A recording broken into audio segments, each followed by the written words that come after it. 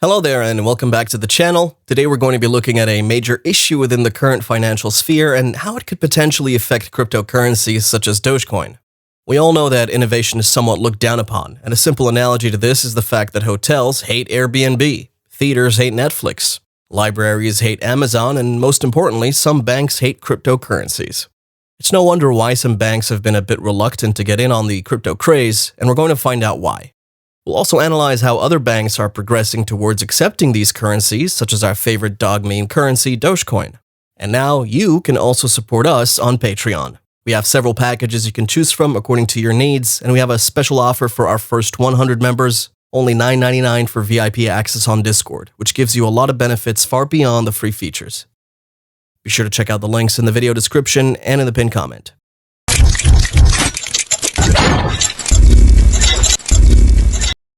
Cryptocurrency enthusiasts believe that banks are evil.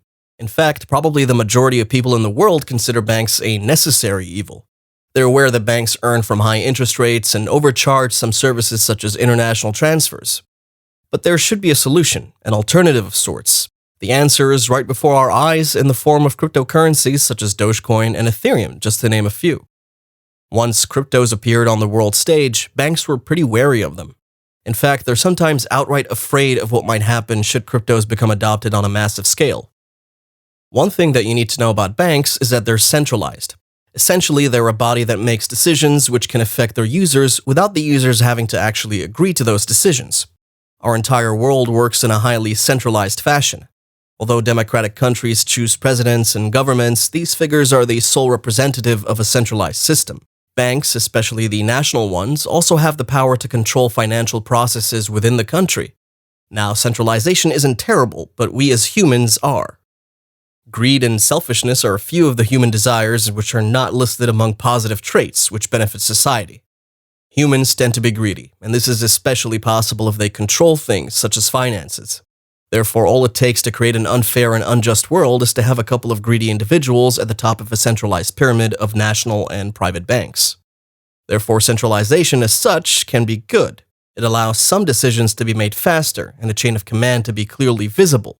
Also, in a centralized hierarchical structure, the overall quality of work is improved. It's an effectively functioning mechanism as long as the main cog works well. But relying on one cog alone for the mechanism to work properly doesn't seem like a good idea. Decentralization has been around for some time now, but it's more possible and practical than ever now. Decentralization as a concept isn't new, it's something that's been tried a couple of times before. However, us as people were simply not prepared enough to pull it off properly and proficiently. With the introduction of the blockchain, the idea of a decentralized network where the entire system wouldn't rely on one authority suddenly became more possible in this case, with cryptocurrencies such as Dogecoin and Bitcoin. However, blockchain technology is fairly new to other people in the world, and they're yet to explore it, along with all of the potential it could bring to the table. It could affect not only the financial industry of the world, but many other things as well.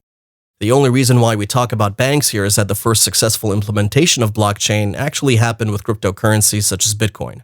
Terms such as blockchain and cryptocurrencies are the ones that are trending on almost every platform where financial markets are discussed.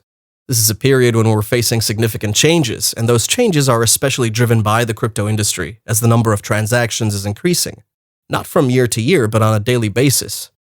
It's assumed by the financial experts that the compound annual growth rate will be roughly 12% by 2024.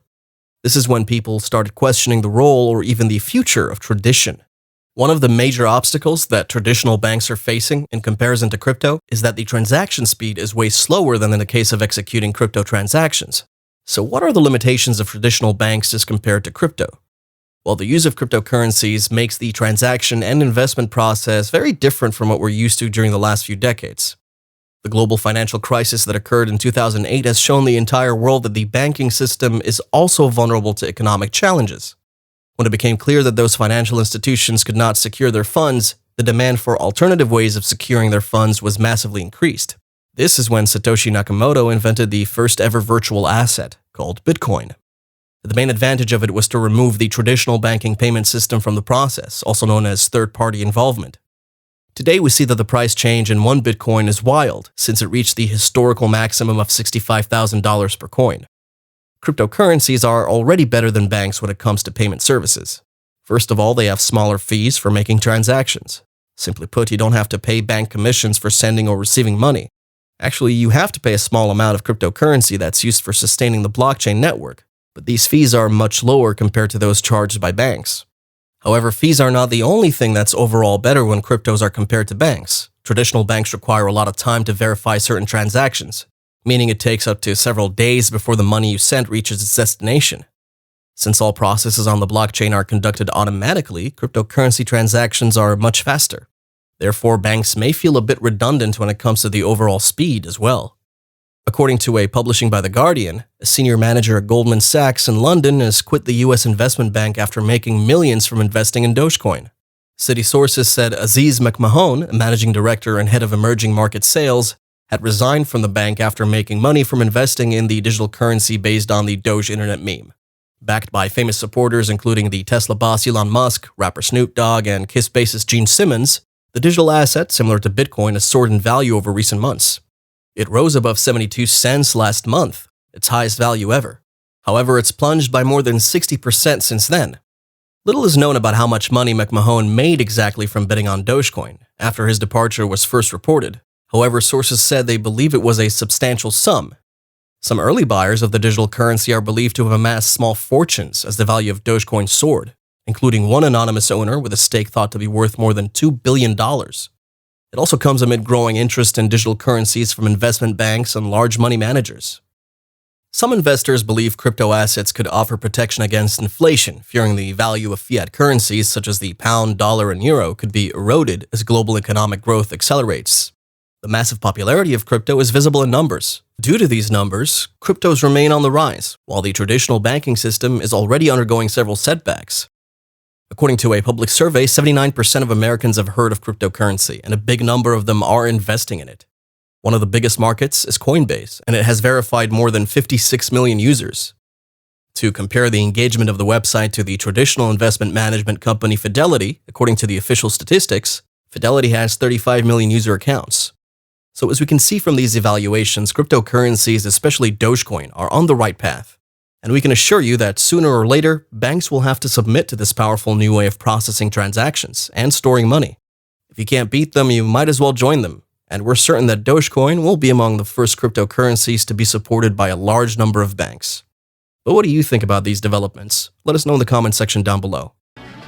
And while you're there, don't forget to hit that like button, smash the subscribe button, and turn on post notifications. You can also support us on Patreon, and you can join our free Discord group via the links in the description and in the pinned comment.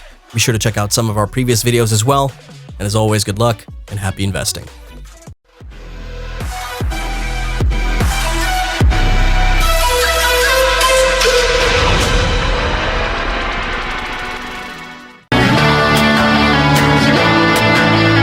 Hollywood Carson. That's how it goes. Hollywood Carson.